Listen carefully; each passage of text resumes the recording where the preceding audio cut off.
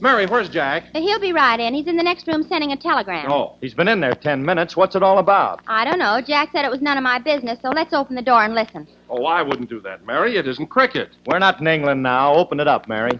Okay. Gee, he looks mad. Operator, will you please pay attention?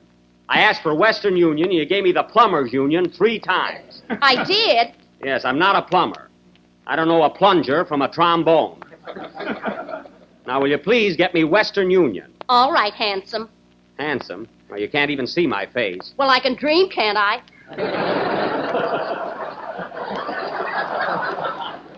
That's all you've been doing. Now, will you please make it snappy?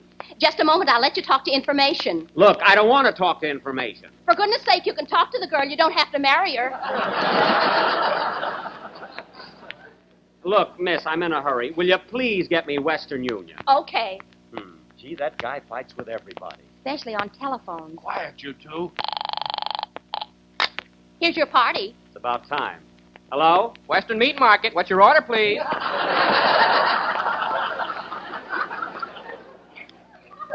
I'd like a pound. Hey, wait a minute. I've got the wrong number.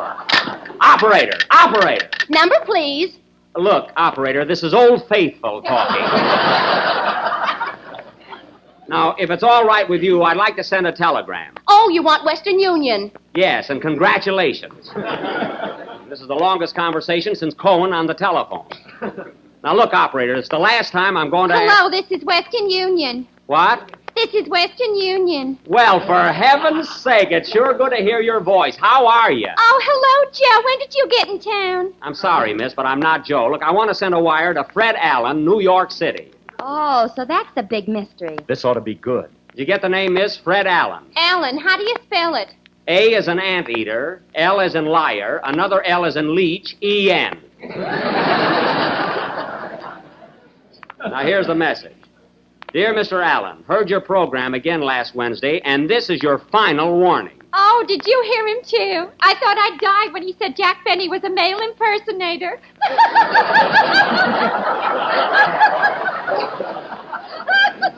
That's very funny. Now, take my message. Yes, sir. Mr. Allen, if you ever mention the name of Jack Benny again, the undersigned will personally come to New York and kick your new but unpaid for teeth out. Have you got that? Yeah. Good. Sign it the Clutching Hand. How much is that? Straight message. Just a moment, please. The Clutching Hand. Where did Jack get that name? Oh, you know his rheumatism. Quiet, let's go back. How much is it, miss? I haven't got all day. That'll be $2.46 for a straight message. Fine. Send it collect. Thank you, Mr. Hand. Goodbye. Goodbye. Well, that's that. Al will never guess who sent that wire, and he'll be plenty scared. Oh, now what? Hello? Hello, I got Western Union for you. I just talked to Western Union. Young lady, how do you keep your job anyway? Well, right now I'm sitting on the boss's lap. Oh. 800 telephone operators in this city, and I had to get her. I'm sorry I'm late, Don. You can introduce me now. Okay, that was 1 o'clock jump played by the orchestra. And now, ladies and gentlemen, we bring you that suave comedian, that sophisticated humorist, that clutching hand, Jack Benny.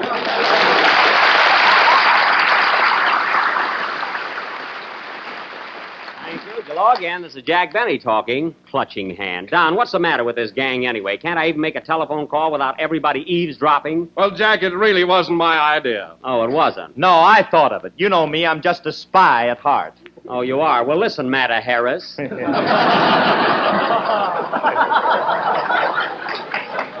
I think spying is about as low a trick as any human being can possibly do. You're right, Jack. Certainly I'm right. Oh, hello, Mary. Hello, Clutch.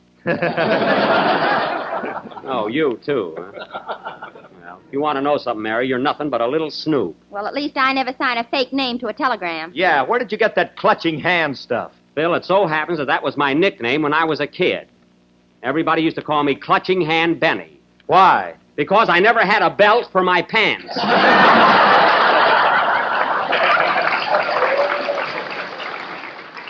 That's why.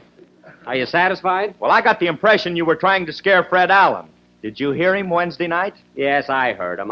Every week I get the same question. Well, I tuned in last Wednesday, and I thought he was exceptionally amusing. Amusing? Don, I've listened to seashells that were more entertaining than Alan.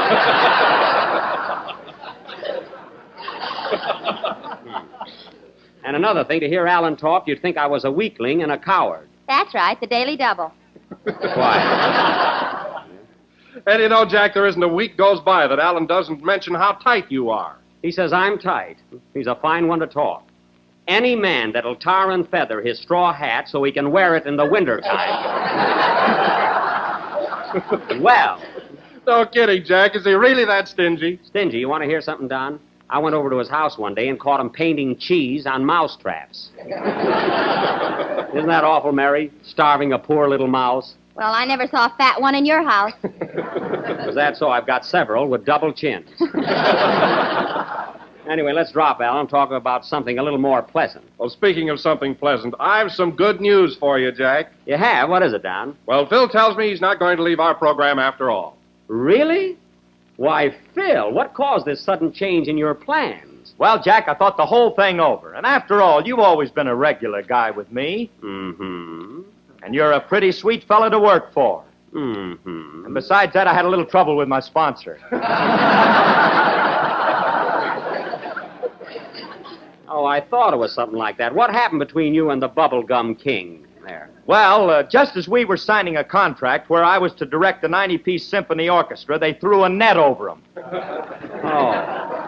I thought there was something crazy about that guy. Gee, Phil, didn't you suspect anything? Well, no, I thought he was all right until one afternoon we'd just finished a rehearsal. Uh-huh. And the sponsor said to me, "Can I take you home? I got my elephant waiting outside."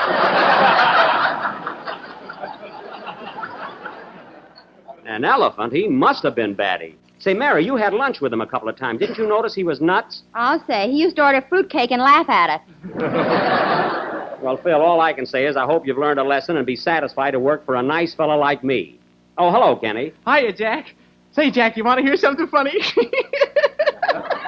What is it, Kenny? I was in the restaurant across the street a few minutes ago, and you know they got a new waitress there. Yeah? So I ordered a cup of coffee, and then I got to talking to her. Uh-huh. And I finally made a date to take her out tonight. Oh, boy! Well, what are you laughing at? Boy, is she homely.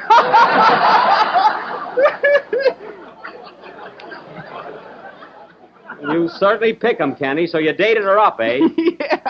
And you know what her name is? What? Bucktooth Annie. That's fine. Can you imagine that? Mary's going out with a girl that has buck teeth. Well, he's got to hang his hat someplace, don't he? That's right. Well, Kenny, now that you're all excited about your date, have you got a good song for us tonight? Oh, sure, I got a pip. Well, that's swell. Let's have it. Okay. Oh, say, Jack, not changing the subject, but did you hear F.A. last Wednesday night? Yes, I heard F.A., and I thought he was L.Z. Now, let's not bring that up again. Well, gee, didn't you laugh when he said your arm looks like a buggy whip with fingers? My arm looks like a buggy whip, eh? Well, he ought to know. What do you mean he ought to know? Don, when you're riding behind a horse and you take the buggy whip in your hand and hit something, well, he ought to know.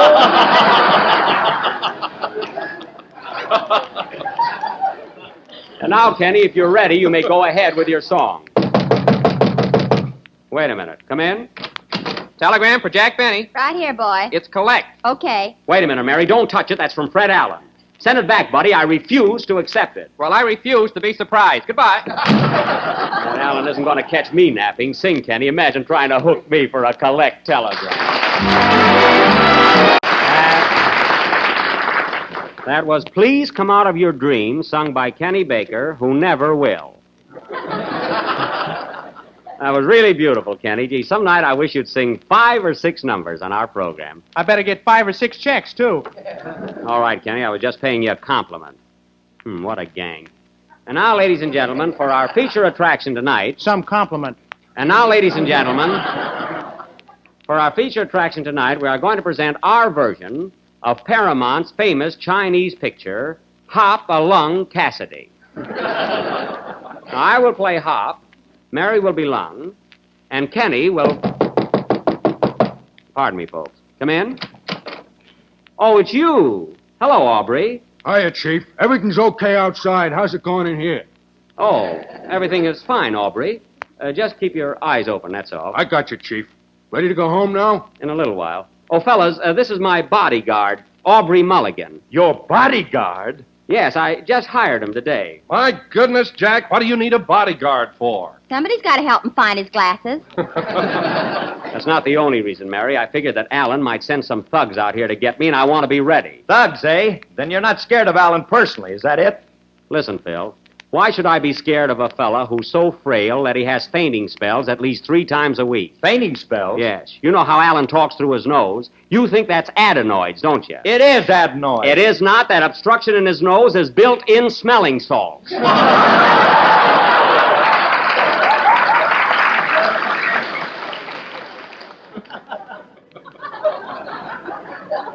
So the only reason I got Aubrey is for protection against Alan's henchmen. Aubrey, sit down here and wait till the program is over. Okay. Hey, Chief, how about giving me a knockdown of the dame? Oh, yes. Yeah, this is Mary Livingston. Hiya, babe. What you doing tonight? Nothing. You want to shoot some pool? Mary, that isn't nice. Now, Aubrey, besides being a bodyguard, there are a couple of more things I want you to do for me, and they're very important. Oh, by the way, can you read? In a pinch, Chief, in a pinch. Well, wait a minute. I got to find out right now. Oh, Don, give him that piece of paper you got there, will you? Okay. Go ahead, read it, Aubrey. The whole thing? Yeah, the whole thing. Go ahead. Go ahead. Okay. It says here, ladies and gentlemen, the next time you're in a mood for a delicious and tempting dessert, why don't you go to your nearest grocer? Pardon me, Aubrey. That's not temptating. It's tempting. Yes, yeah. Okay, tempting. And ask them for a package of Jell-O. It ain't only easy to make, but it's economical as well. Economy? That's not economical. It's economical. Stop butting in or I'll lay one on you.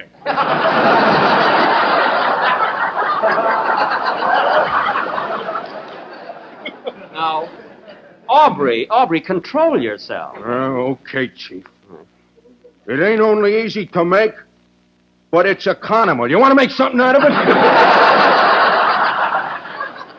Aubrey, please. It comes in 6 delicious flavors. Strawberry, raspberry, cherry, orange, lemon, and limb. It's lying. But it was pretty good, Aubrey. Now, just stay around till after the program, and you can take me home. And now, ladies and gentlemen, as I started to announce before, tonight we're going to present... pardon me, I'll take it. Hello? Hello, Mr. Benny. This is Rochester talking. Oh, what do you want? A telegram just came to the house for you. $8.80 collect. Well, don't accept it. That wire's from Fred Allen.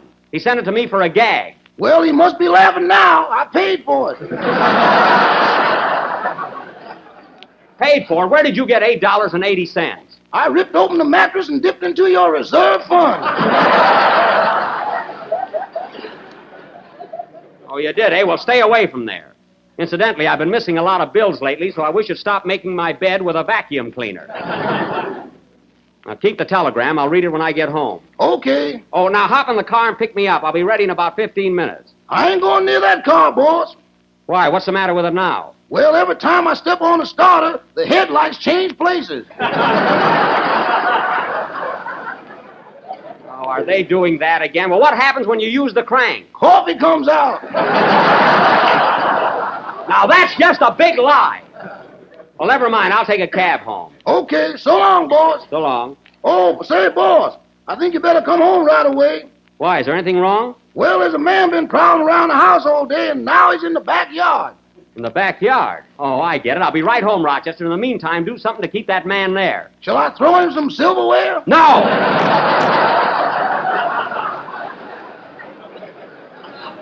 I'll see you in a little while.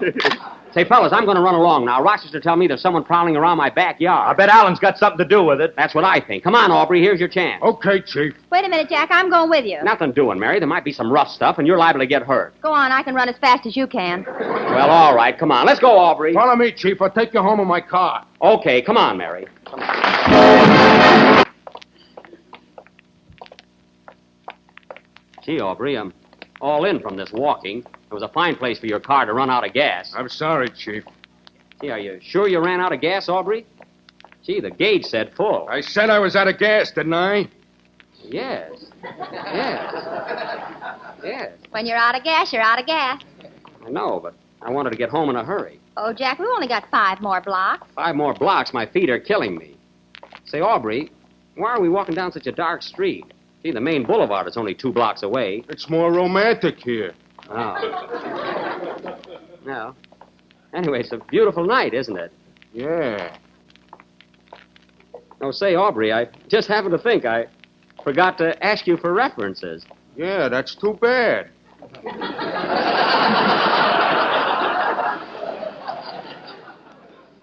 Yeah. Are you worried, Jack? No, I'm not worried. I'm just tired. Say, Jack, get a load of that tough-looking guy coming towards us. Where? Oh, yes. Hello, Mulligan. Well, as I live and breathe, if it ain't the doctor. Doctor? Say, Chief, I'd like to have you meet a friend of mine, Dr. Thorndyke. Oh, glad to know you, Doctor. This is Mary Livingston. Pleased to meet you. How do yous do? Funny-looking doctor. Are you going our way, Doc? Yeah, I find the night air most beneficial and soothing. So I might as well walk along with you guys. Do you mind, Chief? No. Come right along, Dr. Thorndyke. Well, yes, sir. Do you live in this neighborhood, Doctor? I ain't talking, buddy. Oh. Well, what kind of a doctor are you? He's a swell surgeon. A surgeon? Yeah, what's the matter? Don't you like it? Oh, yeah. Some of my best friends are surgeons. Say, Jack, I don't think he's a doctor at all. Look at that bulge in his coat pocket. Oh, that's just his handkerchief. Well, it's got a trigger on it. Yeah. Well, gentlemen, this walk is very invigorating, isn't it? It sure is. Oh, Jack, here comes another guy. Oh, my goodness. Well, if it ain't Aubrey Mulligan and Doc Thorndyke. Hello, Professor Kingsley. Professor? Kingsley, yes. Well, ain't this a coincidence? Oh, Professor, this is Jack Benny. Oh, how do you do, Professor? Hiya, buddy. Who's your scoit? Just call me Livy the Lug. Mary. Well, fellas, I hate to be rude, but I think I'll run ahead. I'm quite anxious to get home. No, you don't, Chief. Hmm. Hey, Professor, you want to take a walk with us? Sure. I find the night air most beneficial and soothing, so I might as well walk along with you guys. Well, beautiful evening, isn't it, Professor Kingsley? Huh? Yes, and nuts. That's good.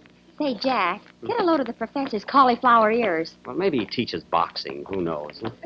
Well, Aubrey, another couple of blocks and we'll be home. Safe and sound, huh, Aubrey? Yeah. Hmm. Do you think it's dark enough here, Professor? Well, what do you think, Doctor? I think it's okay. Gee, it's swell. This night air so beneficial and soothing. Isn't it, fellas? Yeah. All right, buddy, stick 'em up. What? You hoid me up with your hands. Why, Aubrey! You can run along now, lady, and if you open your trap to anybody, we'll bump this here guy off. Yeah, don't talk. Okay. So long, fellas. Goodbye, Jack. I'll see you tomorrow if I don't talk. All right, boys. All right, you put one over on me. All right, here's my dough. Now leave me alone. Hey, that's a beautiful watch, ain't it, Aubrey? Yeah, you take it, Doctor. I forgot to send you something for Christmas. Sentimental, fellas, anyway. Shut up! All right, boys. All right, you got my money and watch. Now, please, let me go. Oh, no, we ain't taking no chances. Off with your pants. My pants? Gee whiz, fellas, we're in Beverly Hills. Grab hold of 'em, Doc. We'll rip 'em off. Oh, Jack, come on. Come on, fellas. Wait a minute. Oh, my goodness, what's the matter with you guys? Hey, fellas, get a load of them 4 legs. Darn you, I'm going to report you guys to the police. Yeah, do that little thing. Come on, let's scram, fellas. So long, Chief. Aubrey Mulligan, you're fired.